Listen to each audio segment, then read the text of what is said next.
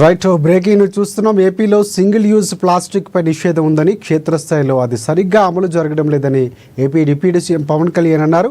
Plastic నిషేధంపై Guntur పశ్చిమ MLA Galla Madhavi ప్రశ్నకు పవన్ సమాధానమిచ్చారు. ఒకసారి వాడి పడేసే ప్లాస్టిక్ వల్ల పర్యావరణానికి చాలా నష్టం జరుగుతుందన్నారు పవన్ కళ్యాణ్. అసెంబ్లీలో కూడా సింగిల్ యూజ్ ప్లాస్టిక్ నిషేధం అమలు జరగడం లేదన్నారు.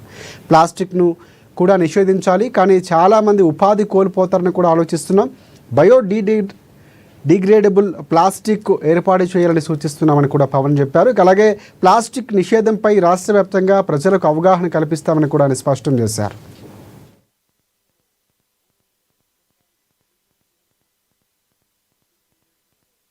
మేము ఫ్యూ మంత్స్గా మేము చేస్తున్న ఎక్సర్సైజ్ కానీ ఇవన్నీ ఒకసారి సభ దృష్టి కూడా తీసుకొస్తున్నాం.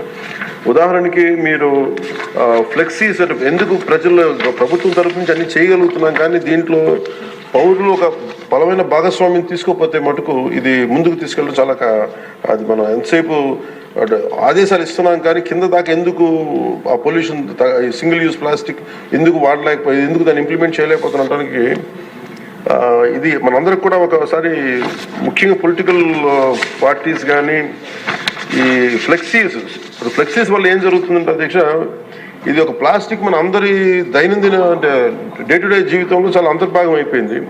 కూరగాయల్లో వాటి దగ్గర నుంచి నీళ్ళ బాటిల్స్ కావచ్చు, ఇయర్ బడ్స్ కావచ్చు, ప్లాస్టిక్ ప్లేట్స్, ప్లాస్టిక్ గ్లాసెస్ ఇవన్నీ సౌకర్యం కలిగిస్తున్నాయి, కానీ ఈ టెంపరీ సౌలభ్యం ఇది పర్యావరణాన్ని కలుషితం చేసుకుంటా చివరికి ఇది ఏ స్థాయికి వెళ్ళిపోయిందంటే ఇది ఒక్క ప్లాస్టిక్ మనం భూమిలో మనం ఇమ్మటానికి కనీసం 300 years పడుతుంది అధ్యక్షుడు. Last few days